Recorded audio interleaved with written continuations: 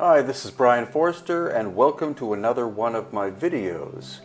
Here we are walking the streets of Glastonbury in England, which is in Somerset, and we're going to be exploring a number of ancient sites, including Stonehenge, Silbury Hill, the Avebury Complex, etc. All locations which have great historical value. Now, this little town is very ancient. It goes back to Neolithic times and has such things as the Chalice Well, which is an ancient sacred well with lots of iron oxide in it, or at least iron in it, so it's of a reddish color. And it has been used by people for healing and meditation and other things for likely thousands of years.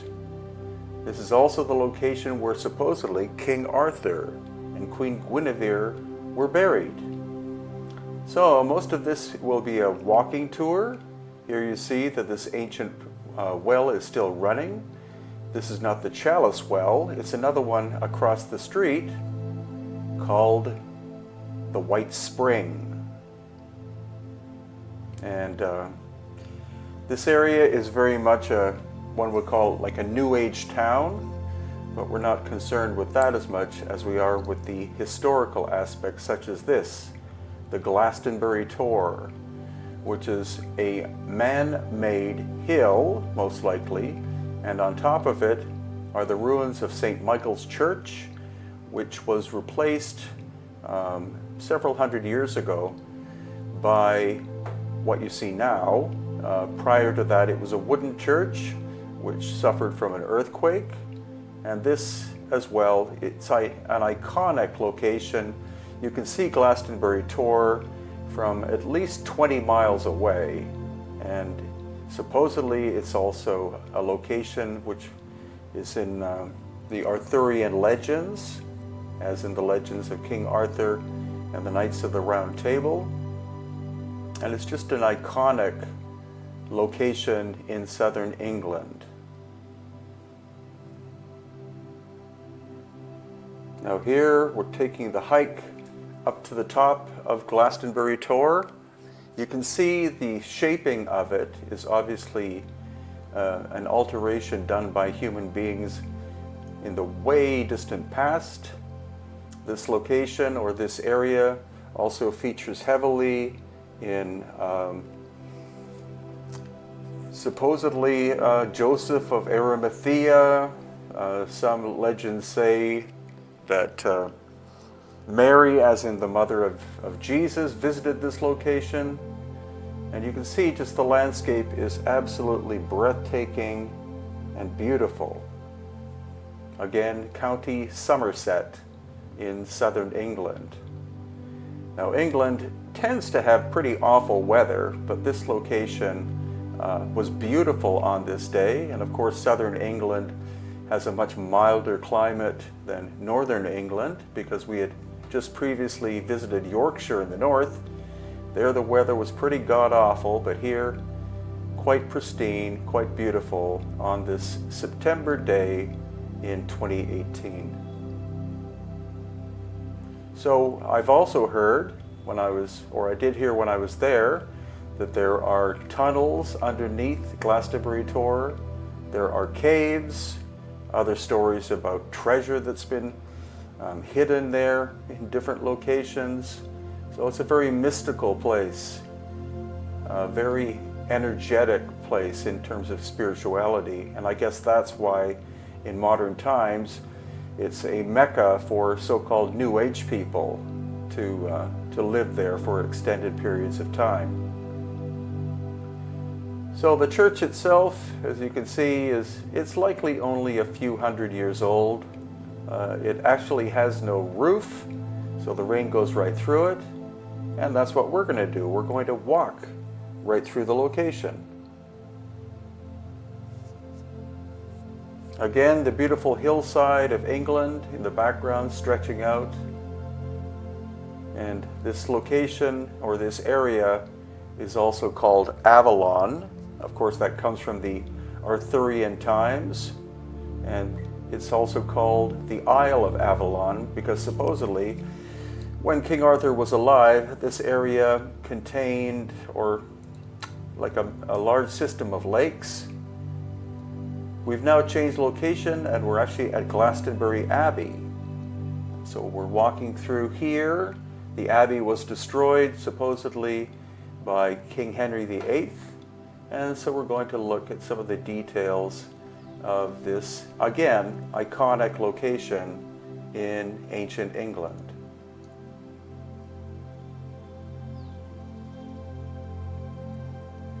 Here you can see what's called the Lady Chapel, Galilean Crypt. So again, connection supposedly with biblical figures after the death of Jesus. And now we're taking a walk through the grounds, and more specifically, we're going to look at a sign which is quite intriguing.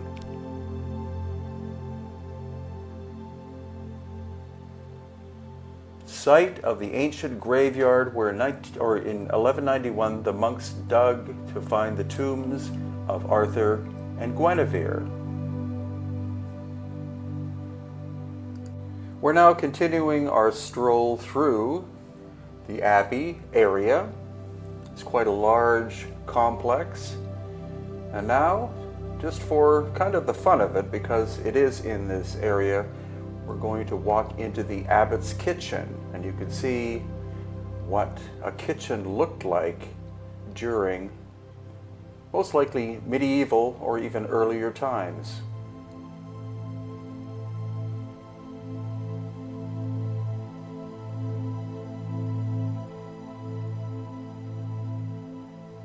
So you can hear, actually you can't hear, but you can see that this is the abbot's kitchen.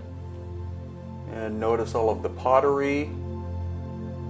Some are replicas, some may actually be original artifacts.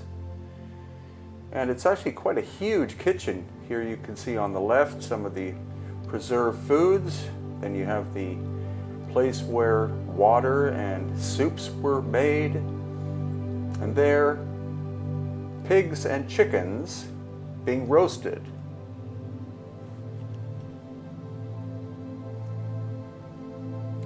But now the main feature of this video for most of you is Stonehenge.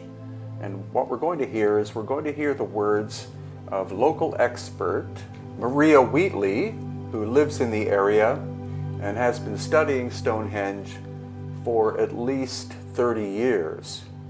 Her father before her. She is a dowser, as was her father, and she has written extensively and studied extensively Stonehenge and Avebury and other megalithic structures in the area.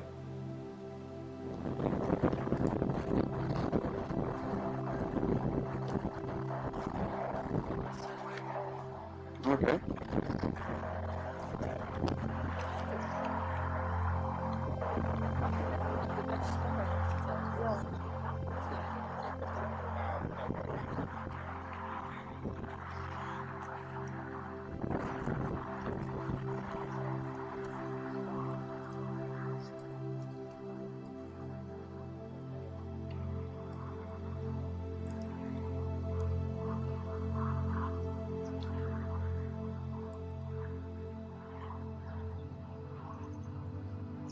You see you're on the axis line, you're with the heel stone, there's the swallows, and there was 3 standing stones just in front of the entrance, which would have blocked off your view. You wouldn't again be able to see what was happening in this side. So that's the axis line of the moon and the sun, and this is the actual entrance, and it's very subtle because it's just a little bit wider than the spacing of the other stones. So this is the official way into Stonehenge rather than through there. And these are the sarsen stones. And then when you walk through here,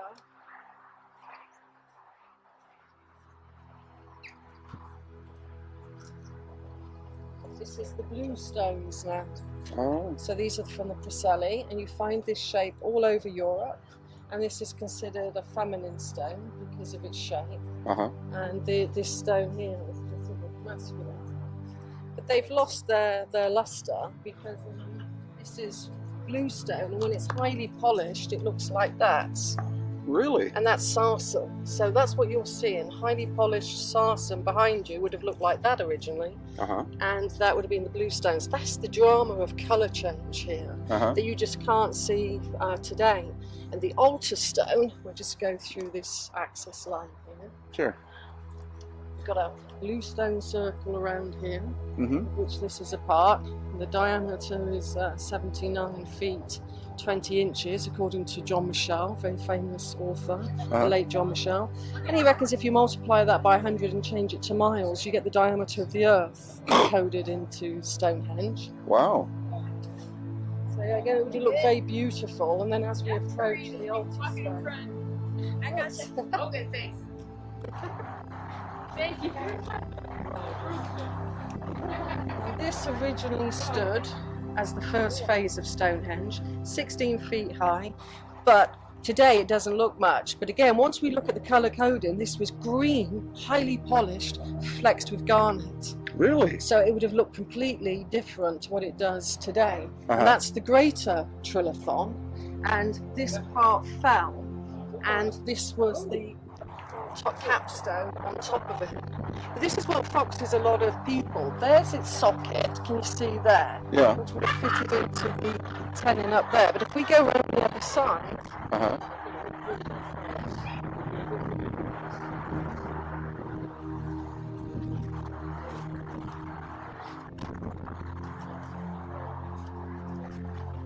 it's also got two more sockets on this side, as if we could have another stone on the top.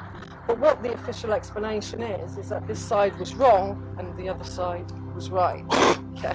Now, this stone here, it's got a big groove down it. This is the tallest blue stone at Stonehenge, and it's got a clear groove. It once had a partner that had a kind of socket going into it, causing a big block of here. Because it didn't fit into the Stonehenge model of Richard Atkinson of having, 19 stones, he buried it just here. So anything that doesn't fit into the model of Stonehenge is actually buried. Whoa! Amazing.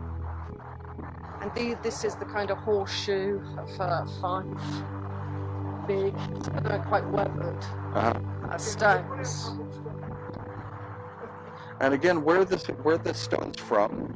The sarsen stone here is from the Marlborough Downs near Avebury, which is about 17 to 20 miles north of here. But this stone here, the Preseli blue stone, comes from Wales, about 170 miles away. But reanalysis by Rob Aixer, of an archaeologist that's looking into the geology of Stonehenge, now thinks they come from North Wales, which is even further away.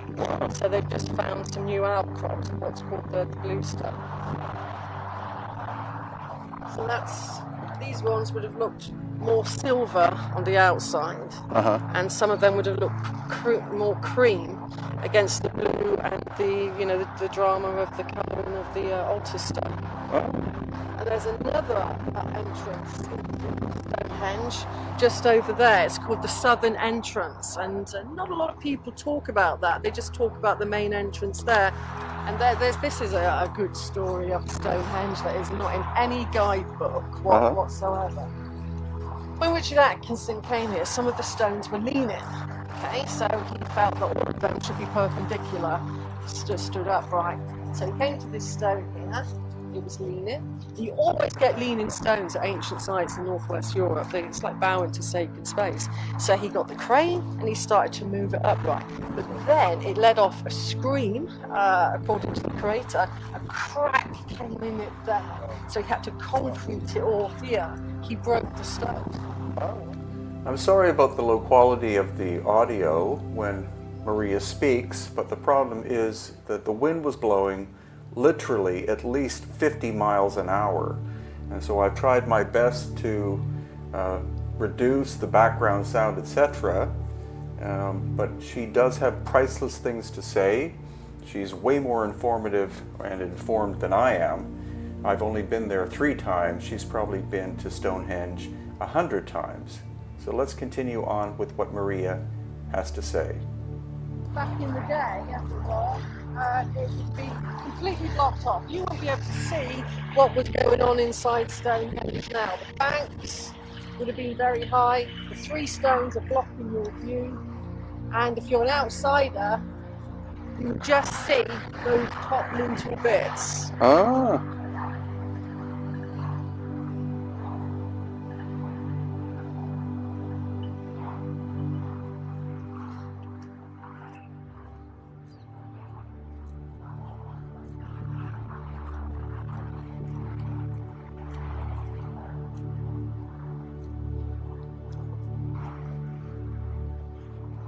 So yeah, this was phase one Stonehenge, so this predates what you're seeing behind you by about 500 years. Oh, really? And again, it's leaning.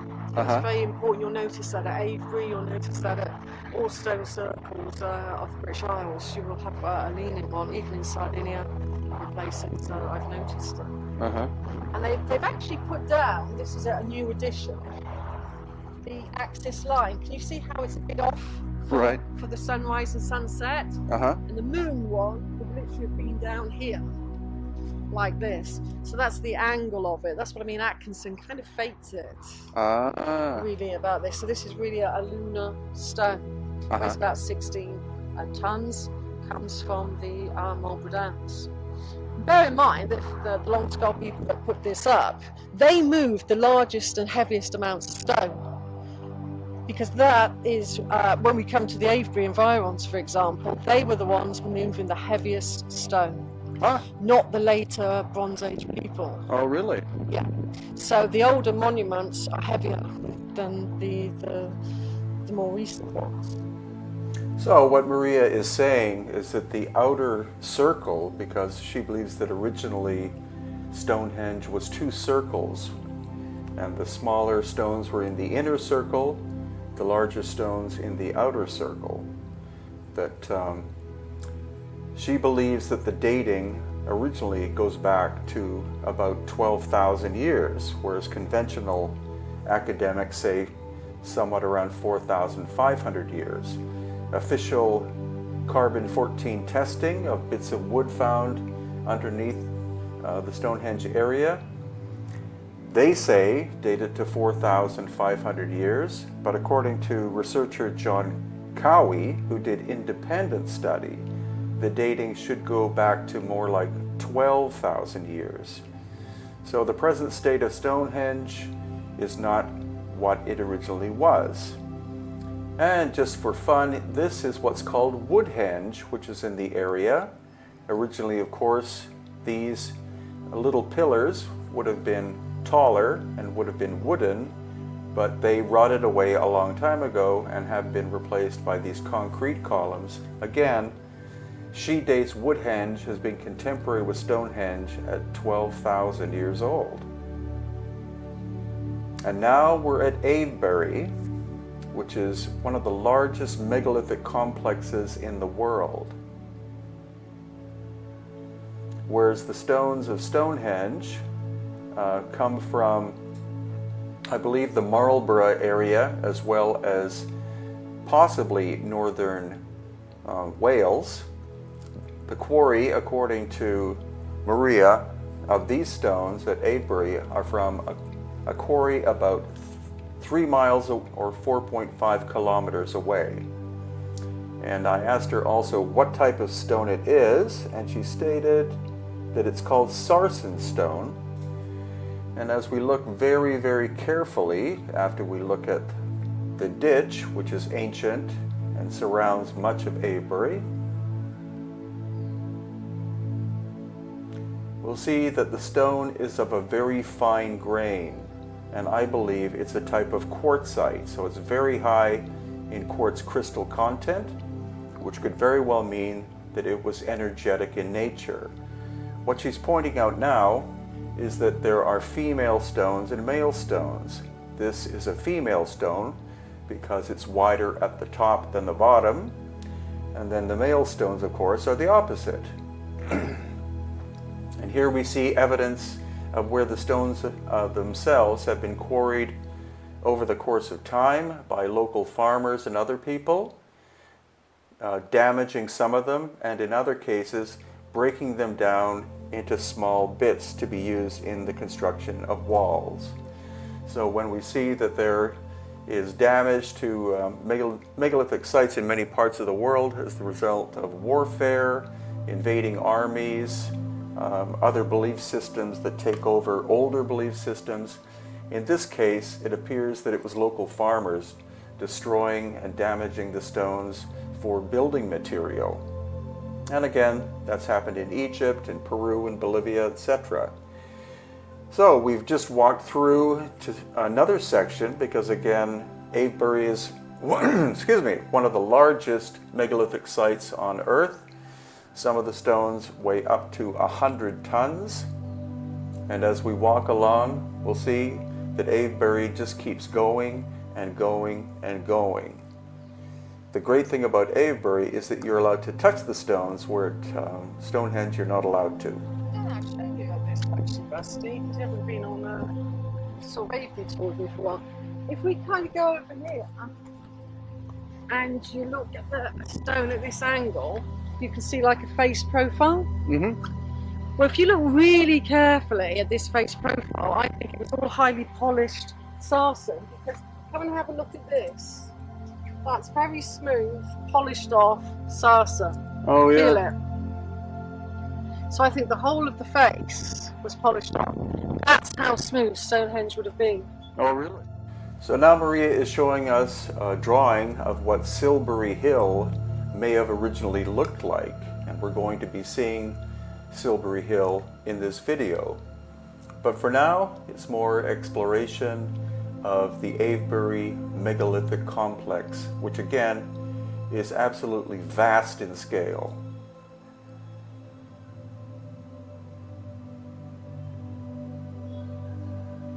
And supposedly some studies have been done, I'm not sure what science was used, to measure the energy that is actually present in the stone.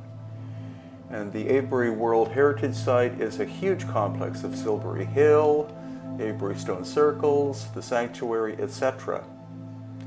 And now we are at Silbury Hill. And here again, Maria has some insights that she wants to share with us. This definitely is not a natural hill, or at least it has been heavily modified over the course of centuries, if not millennia. Marsden and Marden was a super huge complex in between Stonehenge and Avebury, and Den is an Old English word for settler, and that means the settlement of Mars. Okay. Now I showed that to Rodney Hale, who I was mentioning earlier, who's worked with Andrew Collins, and we noticed that if you use Silbury Hill for Earth, and then you go to Mercury, Venus, Mars, Jupiter, and so on, they're using the mean distance in the heavens of where Earth is to all the ancient sites. And the ancients chose the orbit of Neptune, the god of the seas, right on the coast of an ancient settlement looking down. So this is the standard description of how Silbury Hill was made, which is quite ludicrous, that a bunch of people with skin or cloth bags filling up with material were able to create this giant mound. Also, it appears to be made of chalk, and there was a sacred lake once located here. Again, Silbury Hill is several thousands of years old and probably was altered over the course of time depending upon who was living in the area. But you see it's relatively even in terms of shape and size, so the idea that it's natural is highly unlikely. And again, more of the Avebury World Heritage Site, Windmill Hill, etc. So England has many, many, many ancient sites that are great to look at. Of course, the most famous would be Stonehenge, but Silbury Hill is quite fascinating. And this is our final destination that we're going to be visiting, and that's West Kennet Longbarrow. And the intriguing thing about this location is that it was an ancient cemetery, and Maria is going to give us some incredible insights as regards its age and the fact that at least two different ancient cultures existed here. First, it was an elongated skull culture, and then they were destroyed by what are called the Beaker people, who arrived somewhere in the area of 4,500 years old. So once again, we have those interesting two dates, one of 4,500 years ago and the other of 12,000 years ago. Most of you, I'm sure, have never heard the idea that elongated skulls have been found here, but elongated skulls have been found in the long barrows, and normal skulls are found in round barrows. But let's let Maria give us insight. Neolithic, the long skull period. This was open and aligned to face the full moon in the east and the spring and autumn equinox sunrise. Okay. Now they used the chambers for probably initiation, rituals, ceremony, not for death. Okay. And then when it came to their final demise and the long skull people were attacked, many murdered around Stonehenge, there was a decommissioning phase of the Neolithic. What do I mean by that, the decommissioning phase? What they did, the round skull people, the Beaker culture, they got dirt, they got everything associated with that civilization, put their skulls and their long bones inside, infilled this with dirt, massive blocking stone here. Put the skulls in, massive blocking stone, and did that throughout this. And then, in the style of Indiana Jones, they got this blocking stone and sealed the tombs for all time. Wow. I know, it's archaeologists don't talk about that fact. In fact, I'm the only Earth Mysteries person that ever pointed that out. This is the long lost, forgotten history of the early Neolithic civilization. So when would this have taken place, where the round skull people took over? And well, Brian, it's that date everybody bangs on about, 2500 BC. I actually think it was a lot earlier than that. Yeah, but that's the archaeological date given through some shards that they found in that. And it wasn't until the 1950s that they realised there was these chambers here, because it was so infilled with dirt, so jam-packed, that the archaeological team had to hire huge diggers to get all of it out. But that didn't just happen in this area, that happened throughout the British Isles.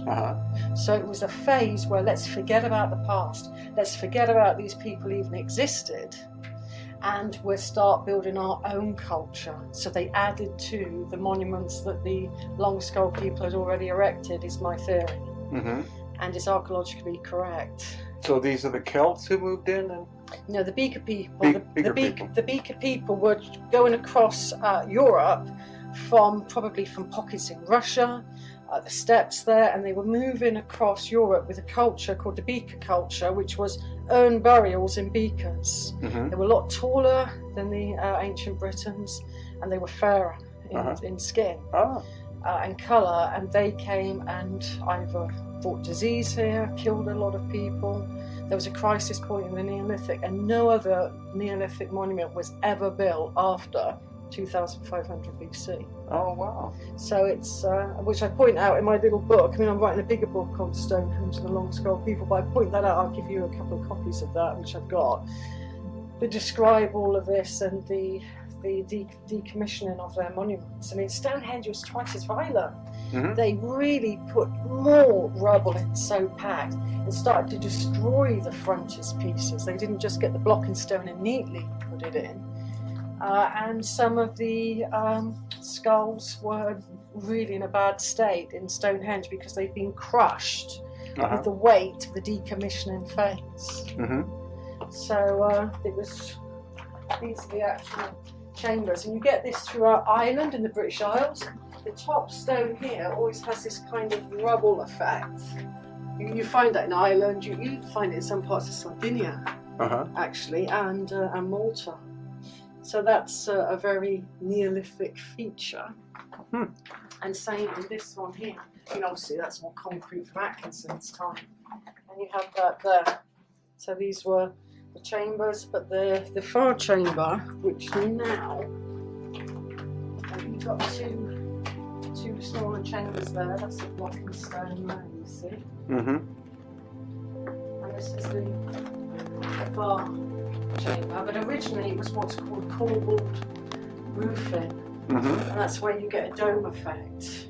Ah. Like Mhm. at Newgrange, Maze Howe in Orkney. So Lordian corbel, dry stone corbel effect coming up. And that in itself generates a particular type of energy. So I hope you've enjoyed this exploration of megalithic sites in southern England.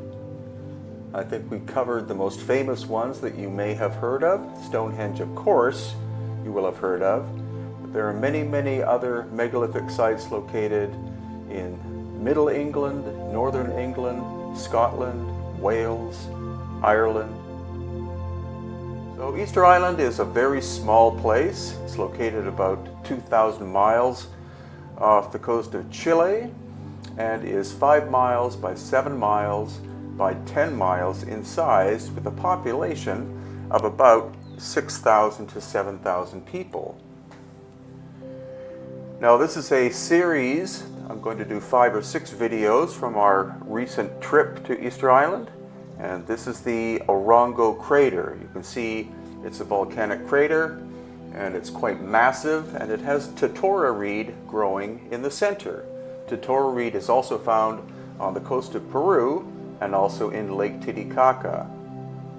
The entire island is a series of volcanoes, very ancient. And this location is also at Orongo. This is where the Birdman competition was held in times prior to the arrival of Europeans in the early 18th century. And these little islands offshore are where the native people, it was a man's tradition to swim to the farther island there and collect an egg. And if he was successful in making it back without being eaten by sharks, then he became the king or chief of the island for a year. So these are the quite simple stone, basalt stone houses that were where the Birdmen competition people would live.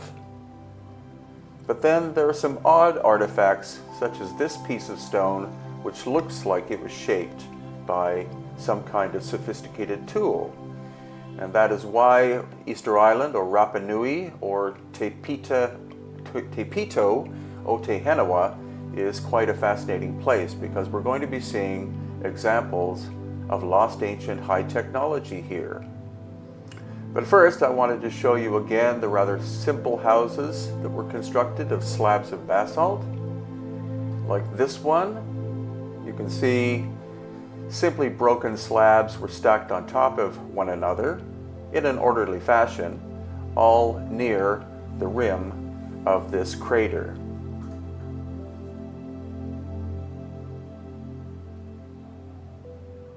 There's some more of the houses.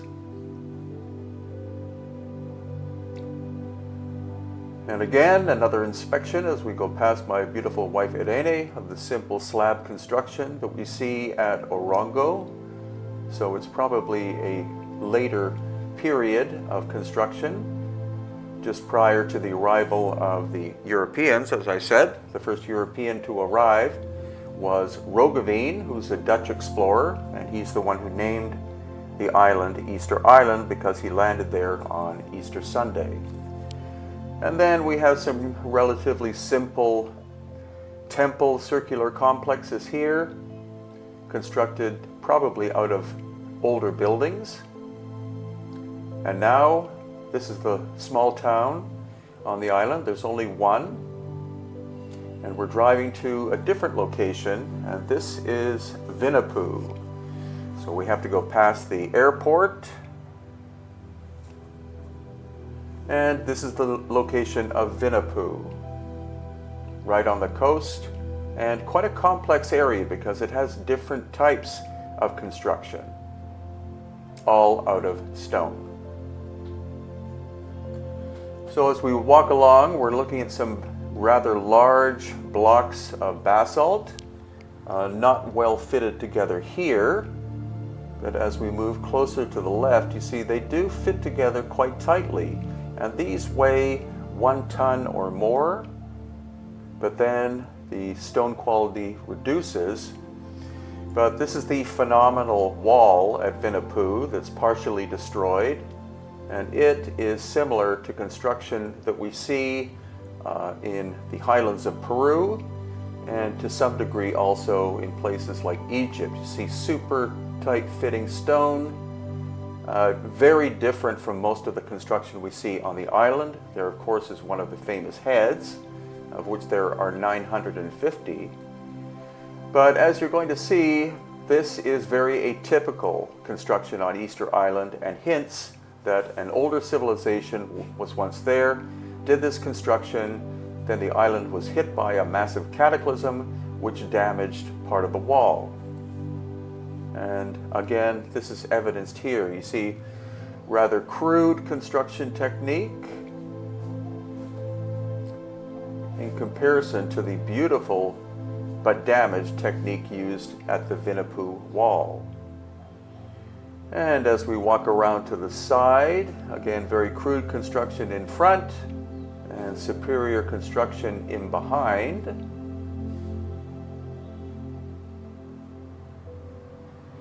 And again, there's the superior construction. In behind we have some fallen Moai statues, and then slabs that look like they were thrown from their original position. And here too, a small wall section of very big slabs of stone. Clearly these have, it's either been damaged or reassembled. And then much rougher work on the left-hand side. Those two large ones are quite impressive. And now we're walking up to one of the pukao, so-called hats, or more probably that is a top knot. That is what the royal people's hair looked like. They would tie their hair up into a top knot, and they're all red, which could indicate that these people actually had red hair, which of course is not what Polynesians look like. But what we're seeing as we go through this video and others in the series is that there appear to have been two different types of construction. The first one superior and the second inferior. And so what I'm believing and others believe is that the Polynesians arrived on Easter Island about 1,000 years ago, and they found the remains of a more advanced technological civilization. Possibly there were some people still living there from the earlier time period. And when Roggeveen landed on Easter Island, what was recorded in his logbook was that they saw tall people, they saw short people, they saw black-haired people, they saw red-haired people, they even saw blonde-haired people. As well, they saw light-skinned people and they saw dark-skinned people. So here, what you're looking at is a rebuilt wall, probably done during the Polynesian time period. Some of the stones are quite large, others very small, and that's in stark contrast to the Vinapoo wall you saw earlier. There again is one of the pukao top knots. And now we're walking up to another one of the fallen Moai, and they seem to be from two time periods as well. The small ones are like this, that's of course simply the head, but there are much larger ones with so-called aquiline noses. So again, possible reconstruction of a somewhat megalithic wall. And now we're going to look at inferior construction. And again, one of the fallen heads. Each one of the Moai, the 950 of them, were originally full figures, with one or two being on the order of 35 feet tall or more. There's also one Moai in the quarry, unfinished, which would weigh 180 tons if it was ever completed. And a view of the quarry will come up in a future video in this series. Here again are some massive slabs that look like they've been recycled during the Polynesian time frame. And now we're going back to the Vinapu megalithic wall, but this is the backside where you're having a look at some fallen smaller moai. So these were ones probably made during the Polynesian time frame, whereas the much larger ones were likely made thousands of years prior to the arrival of the Polynesians. And here we see one of the pukaus, which has been turned into a water vessel. So again, recycling.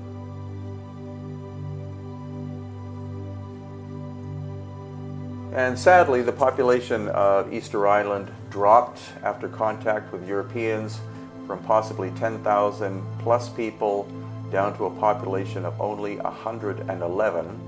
So the population now is a mix of Polynesian and European heritage in general. And as we drive past the airport, which you have to do to get anywhere. And so this is part 2 of exploring Easter Island, or Rapa Nui.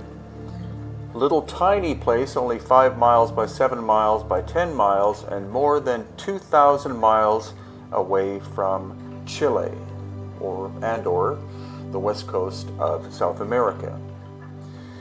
So the infrastructure is relatively modern, taking into account how far away it is from anything. And we're on one of the paved roads, one of the few paved roads on the island, heading towards the Rano Raraku Quarry.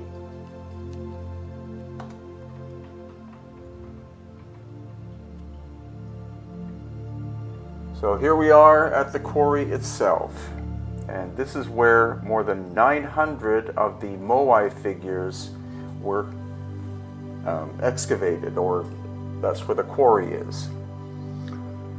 So we're walking around here, and pretty soon you're going to be able to see many of these. There are more than 300, I believe, still in the quarry area.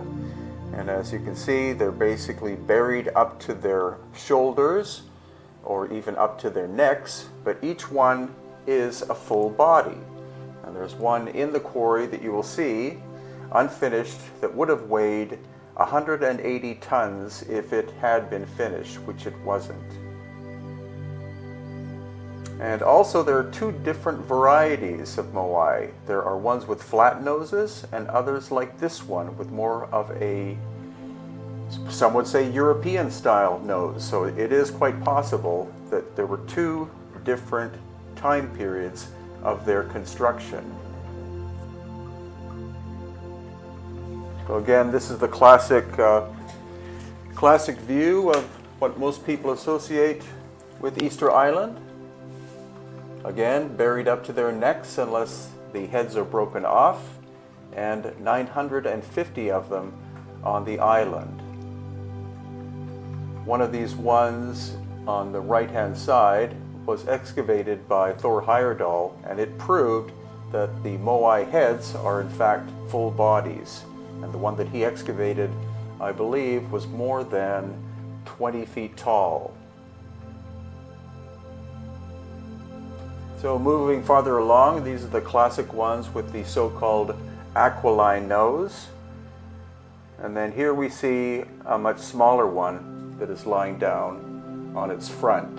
So I believe that there were 2 different time periods of construction, that the ones with the aquiline noses, which are the tallest ones, were made first by a pre-Polynesian culture, and then the Polynesians arrived about 1,000 years ago, likely from Tahiti, and they started to copy on a much smaller scale. So the mystery is, who were the original builders? Again, you see some small one lying down, and then some much larger ones that are buried up to their necks. And that is the quarry in the background. And here again, some detailed views of some of the larger ones. And this one has a ship carved onto its torso. Now, it is quite possible that originally it was carved as a canoe, And then later on, the sails were added once European contact was made, sometime in the 1720s. And now we're going to approach one that is still in the quarry, quite massive one.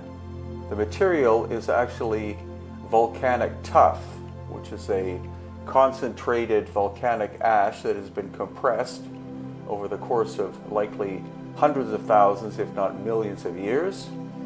And this gives you the view of the entire figure that was never finished.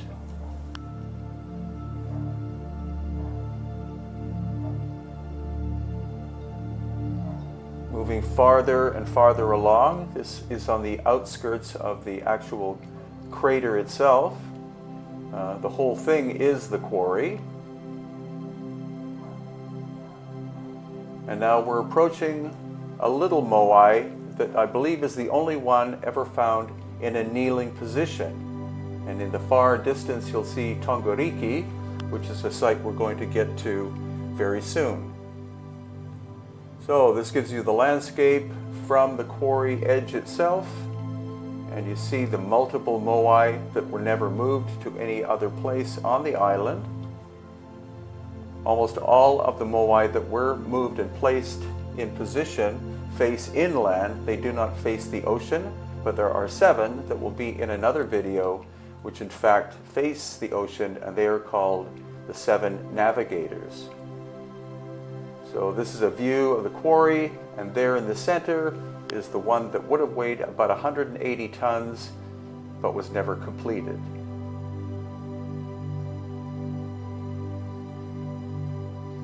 And now we're farther along on the outer edge of the quarry, and we're actually going to climb inside of it.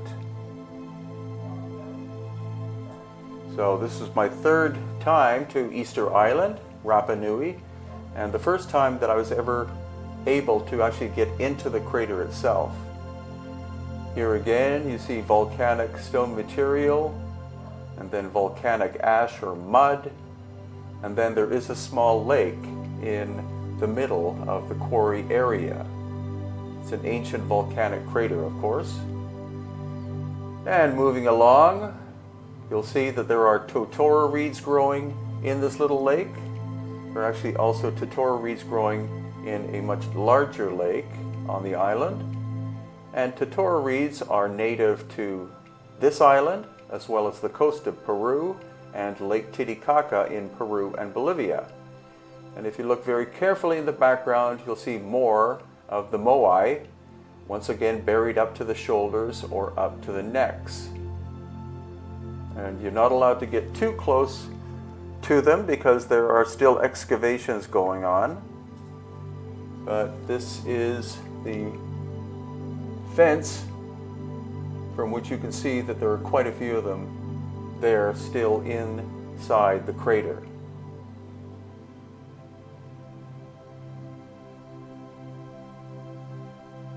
And now this is Tongoriki, which is the largest ceremonial platform or ahu on the island.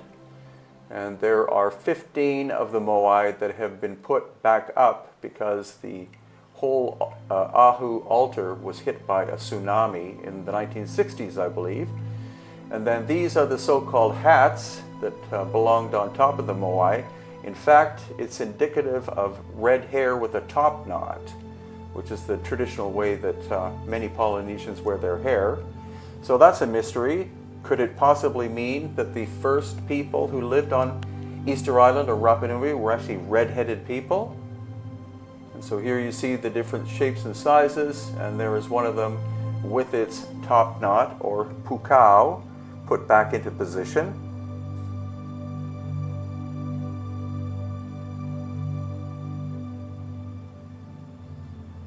And again, another view of the moai that had been put back up again. And now we're going to go around the backside and look how massive this ahu is. The blank space on the right part of the screen now could mean, according to our guide Alejandro, that there were spaces for possibly 7 more moai to be placed in position at a future time. Now the hill in the background it's called the Poike Ditch, and that is where a fierce battle happened between what were called the long ears and the short ear people. The long ears were the nobility and the short ears were the common folk. And the short ears decided to kill off the nobility, most likely due to a problem with drought at one time prior to the arrival of the first Europeans, theoretically, in the 1720s. And now you see shattered parts of smaller moai, and you see that one on the right side has quite a polished surface. So it is possible that some were made of a harder material than the volcanic tuff, and in fact there is one in the British Museum which is made of very hard basalt, and it's unknown how that material was shaped. If the only tools that the Rapa Nui people had was in fact basalt. How do you shape basalt with basalt? And finally, we're driving by the ocean here, and this is a little recreation of a Polynesian village. This stone structure is actually a chicken house, so the chickens would come in and out of that hole you see on the left. And chickens were very important to the diet of the Rapa Nui people, and were likely brought from Tahiti when they discovered and decided to inhabit the island with their chief called Hotumatua. So here again, a relatively simple construction of volcanic stone, and there's the hole for the chickens to go in, with banana trees as well growing on the inside. This is an ancient earth oven being shown to us by Alejandro, similar to a luau in Hawaii. And then this is a house. Originally, it's believed that the first settlers used their canoe hulls to make a house, but of course over the course of time they would have rotted away, and there was limited wood on the island, basically only the milo tree, I believe, or miro tree. And so instead they're made with smaller tree trunks and of course thatch roofing. Then this is a recreation of a garden. I'm not sure if these are gourds or if they're watermelon. They look more like watermelon to me. I don't believe that watermelon is indigenous to Polynesia, but it's just a way to recreate what a gourd garden would look like. And now we get to see the interesting finely shaped stones of the base of the canoe house.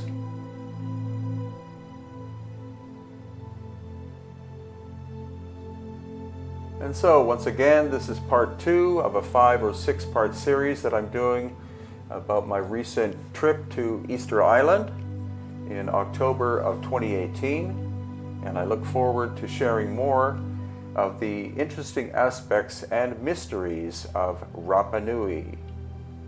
And here we are on one of the dirt roads on Easter Island. I think only the main highway is actually paved, but it's maintained in pretty good condition. And today, or at this point in the video, what we're going to explore are the large red scoria stones that were used to place on top of the moai figures. So this is the quarry of Punapau.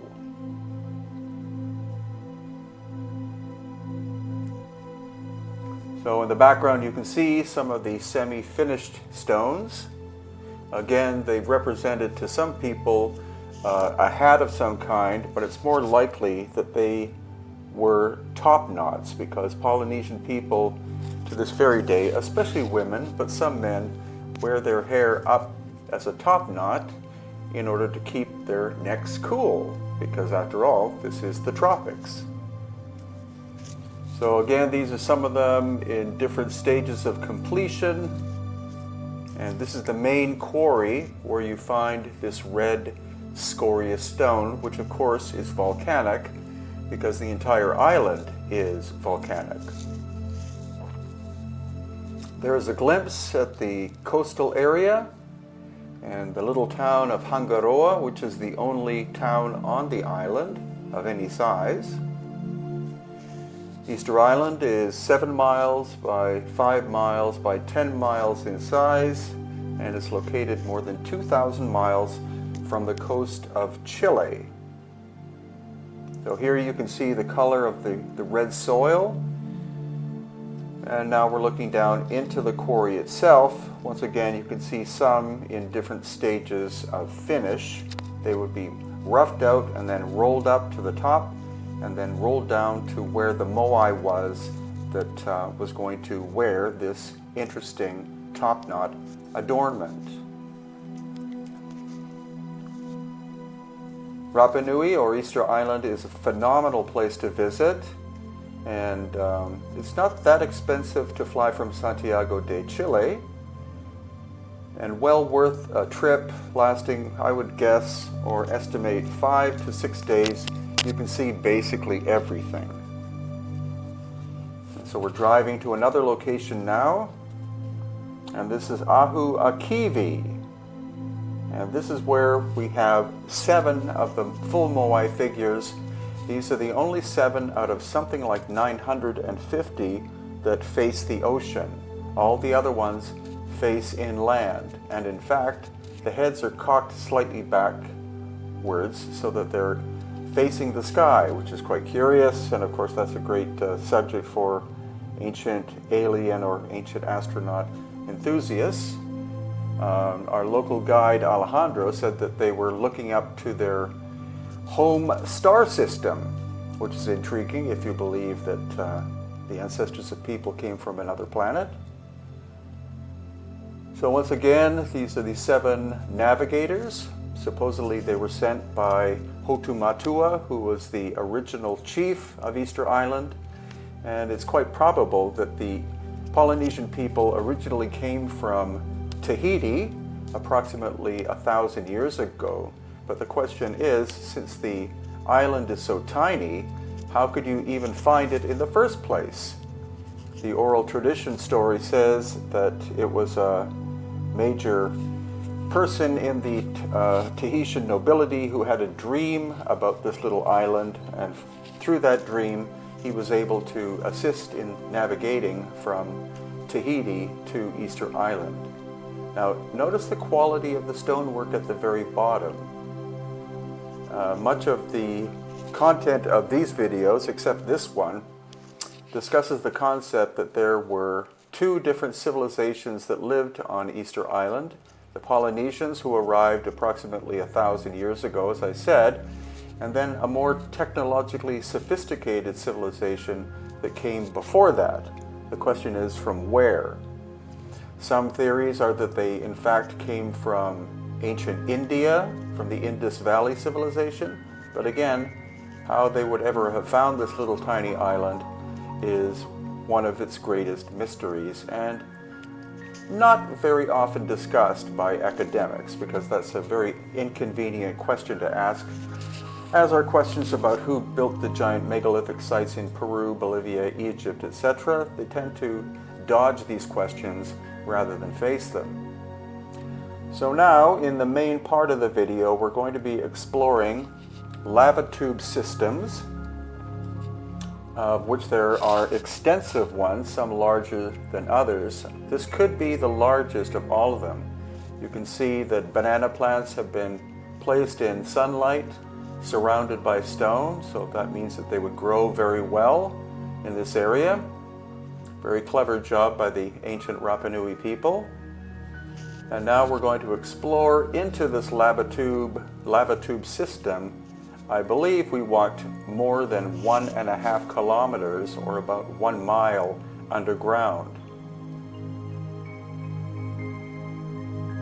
Now the story goes from our guide Alejandro that the reason why these lava tubes were inhabited was that at one time, or possibly at many times in the history of the island, there was famine as the result of extensive climate change. This could have been the result of major fluctuations in the El Nino system, just off the coast, western coast of South America. And so these would be places of refuge during wartime when people were fighting over very scarce resources. I had been to Rapa Nui twice before and explored a much smaller cave system, but you can see how extensive this one is. This again is our group who went there with Hidden Inca Tours in October of 2018. And here again, an open area where taro is growing and sugarcane, I believe, as well. So these people, when they were in refuge, actually had gardens that would sustain them. And there's a lot of underground water on Easter Island or Rapa Nui because it's in the tropics. It tends to rain a fair bit, especially in June, July, and August. Fortunately, we were there in October, so we had some overcast days, but it wasn't really all that bad. So here's a wall that was built by the ancient people. And now we're going to go even deeper into this system. Again, a natural lava tube created during the formation of this part of the island.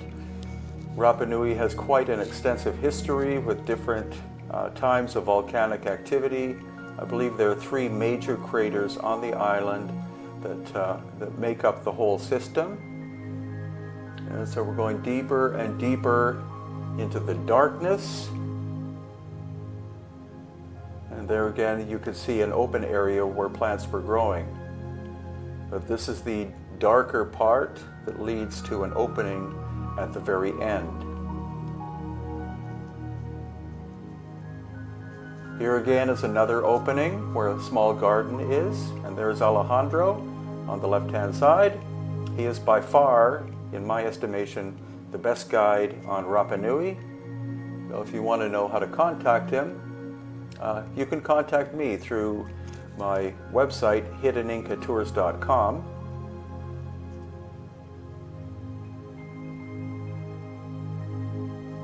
We are planning probably to go back to Rapa Nui in 2 years, so in 2020, and so I'll have that listed on my website if you want to join us. There right in front of us is Gustavo, who's our Bolivian tour coordinator. And this is the darkest part of the tunnel that we are exploring now.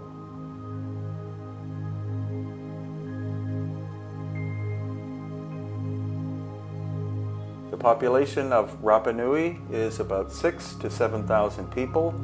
Half of them are native people from the island, and the other half are Chileans.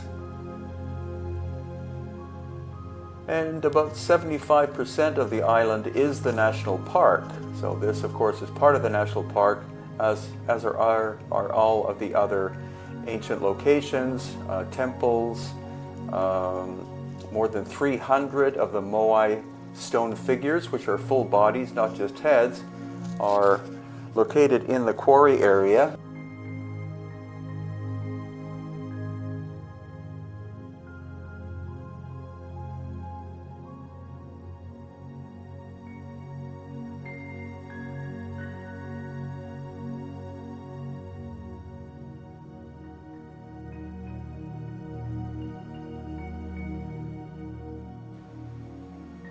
So here we are at the very end and climbing our way back out through the thickets and different tropical plants. This is me finally climbing out from underground and being greeted by our tour group.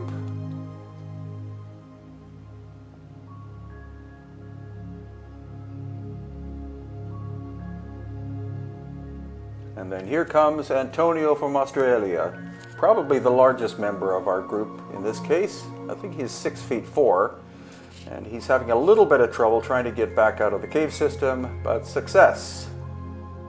So here we are driving on their quote-unquote highway, and this is our first stop at looking at ancient ruins. So you see what may have been a damaged tiny temple on the left-hand side. And this is our actual first stop, the Ahu Tepito Kura. And what's interesting about here is that there is a stone which seems incredibly even in shape, and it's highly magnetic, as if it obviously has iron content. So as we walk past the ruins of an Ahu, which is a temple platform, we get to the location of this first interesting exploration. And there we have it. You see the central stone, which must weigh 200 pounds at least, and then the 4 stones around it. Supposedly the stone was found on the island. Some say it was brought from somewhere else, but our guide, Alejandro, is going to show you that it affects a compass in some quite fascinating ways. Unfortunately, I wasn't able to get into the little temple complex here because it's very sacred to the Rapa Nui people, but the other people who were with us in our October tour said definitely that the compass acted quite strange when Alejandro, who is the best guide on Rapa Nui, when he brought his compass close and then took it away from it. And nearby we have this other temple Ahu complex, and it appears to be constructed in 2 different ways, relatively crude on the left-hand side and then more sophisticated on the right-hand side. And so it could mean that there were 2 different cultures that lived here. An early megalithic presence, and then later the arrival of the Polynesians about 1,000 years ago. So there's the cruder work on the left, and then the more sophisticated work on the right. In this series of 5 videos, you will see examples of megalithic work and the probability of lost ancient high technology on Easter Island in the very distant past. And now we're coming up to what is called a pukau, or pukau, and that is the top knot that was put on top of the moai figures. Moais are the humanoid figures, or human figures, that most people think of as simply being a head, or a head and a neck, but in fact each one originally was a full body, and there are hundreds of them on the island. In fact, there are 950 of them on the island. So what we're doing now is we're coming closer to another Ahu platform, and as I zoom in, you'll see some very large slabs of basalt, which is a very tough stone, hard stone. And the hardest tools that the Rapa Nui people had was in fact basalt. So shaping basalt with basalt is not very efficient. We're now at Anakena Beach, and it is the only major sandy beach on the island. You see all of these coconut palms that were brought in relatively recently from Tahiti. The island was denuded by the fact that it was turned into a sheep farm in the 19th century, and all of the inhabitants of the island were restricted to a tiny area on the island. Very cruel history this place has. So as we get closer to this Ahu, which has 7 figures on it, I believe the restoration of it was done in the 1950s by Thor Heyerdahl and his team, who went to explore the island. They were the first archaeological team, or major archaeological team, to go there. And what I'd like you to look at is the bottom row of stone that you see there on the Ahu. You see some kind of rough stone on top, but the lower row is fine blocks of basalt that evenly, tightly fit together. Again, we're going to look at this one more time, and you see it's in a slightly upward arcing shape. Look at the cruder elements of the rest of the Ahu. And now we're going to walk around the back side of it, and I'm going to zoom into some stones, 2 of them, which are large basalt blocks, each weighing, I would think, at least a ton apiece. The quarry is not in the area, it's at the other side of the island, and these look very finely shaped, unlike some of the other features that we see. So again, I think there were two different cultures on the island, the Polynesians arriving about 1,000 years ago, and prior to that, a more high-tech culture that did fine work. You see the inferior nature of the stones you're looking at here, just rough stone. So now, continuing at Anakena, we're going to look at some more stones that look to be out of place.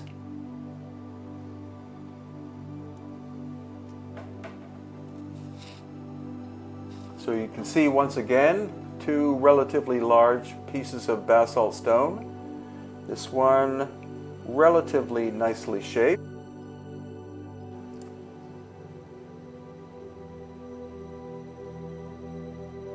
And then we come to the ruins of what was literally a boathouse, as in human habitation. But what they would do in early times is take a canoe and flip it over and put it on this foundation made of very nicely shaped basalt stones once again, with drill holes, probably hand drill holes or pounded into the stone, not necessarily an example of lost ancient high technology.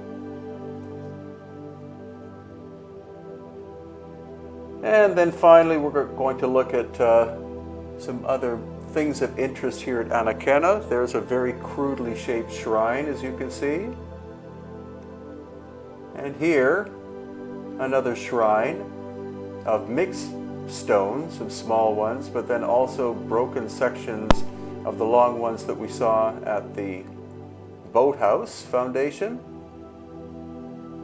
Once again, the holes don't appear to have done by a machine or anything like that. And this shows you the backside of the Ahu complex at Anakena, the 7 moai, 5 of them with the pukao top knots on them. Different shapes, which could indicate different levels of hierarchy.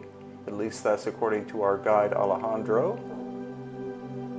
And each one is always, the pukaos are always red, and that may indicate an ancient people who lived there that actually had genetically red hair, because the first accounts by explorers, especially the crew of the Dutch explorer Roggeveen in about 1720, indicated that there were black-haired people, red-haired people, and even blonde-haired people on the island. And some were tall, some were short, some were light-skinned, some were dark-skinned. So this kind of flies against the typical academic studies that state simply that the Polynesians were the first humans there, beginning about 1,000 years ago. And once again, we see a grove of very nice coconut palms brought in from Tahiti relatively recently, because the fact that it was a sheep farm for something like 75 years basically denuded the island. It was a British company, I believe, that was given license by the Chilean government to basically devastate the environment. But what we're here for is to look at the beautiful ancient aspects of this little gem of an island, more or less in the middle of nowhere. And so this is something you're going to see in part 5. It's another Ahu complex, but this is located at a site called Tahai. Now we're at an ancient location close to the small town of Hangaroa, and this is called Tahai. And this is also where some of the most famous of the moai figures of Easter Island are located. So you can see that it was an ancient canoe port. So it's quite likely that during the pre-European times that Tahai was a very important location for the Polynesian people that still inhabit the island itself. And this Ahu, which is a small temple complex, has one of the moai figures, which has been put back into place because more or less all of the moai figures were knocked down during tribal warfare, likely in the 17th century. And And we can see that eyes have been put back into place, and also the pukao top knot also has been put back. So this is what a traditional one of the moai look like, and there are 950 of them, more or less, located on the island. So as we walk further, we see more of the Tahai complex. You can see another moai that has been put back up into place, but the eyes have not been put back on. Neither has the pukao top knot. And once again, the pukao top knot likely was the color of the people's hair, which in every case the pukao is red. So whether that was dyeing of the hair using volcanic clay, or whether the people actually had genetically red hair, is something up in question. It seems that there were two different civilizations living on Easter Island. First, mysterious people who seem to have the capacity to do lost ancient high technology cutting of stone on some level, and then later the Polynesian people about 1,000 years ago. Whether or not there was an overlap of these people is still in question.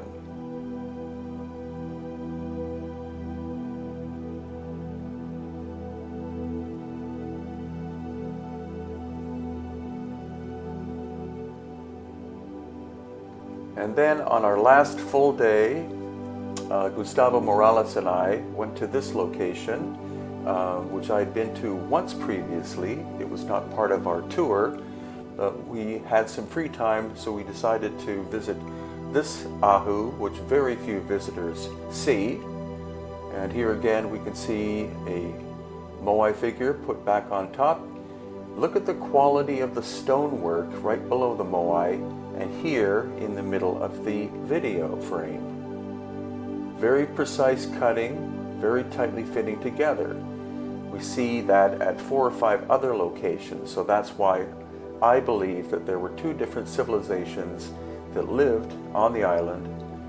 The Polynesian people who came from Tahiti about 1,000 years ago, and then an earlier mysterious culture that had the capability of cutting stone with quite precision.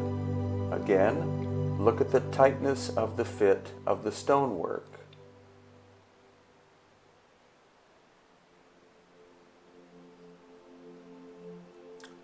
And here again, this gives you a sense of it in detail. You can see that originally the stones fit very tight together. Some still do. Others have been put back into place. And so this is our last complex that we're visiting on the island for this time. We'll probably go back on tour in 2020.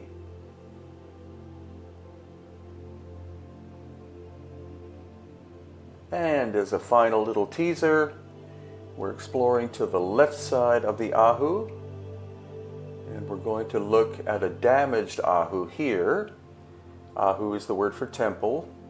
There you see a moai on the left, quite a small one, that has fallen down and broken. But then again, look at these relatively precisely cut pieces of stone. They don't really fit in with the standard Polynesian technique of simply stacking volcanic stone one on top of another. And so that's why this island has many more mysteries than most people realize. There you see quite a simple wall in the background. And again, as this final little bit goes on, we're exploring these giant, relatively giant slabs of stone that are presently out of place, but seem to have been originally quite precisely cut.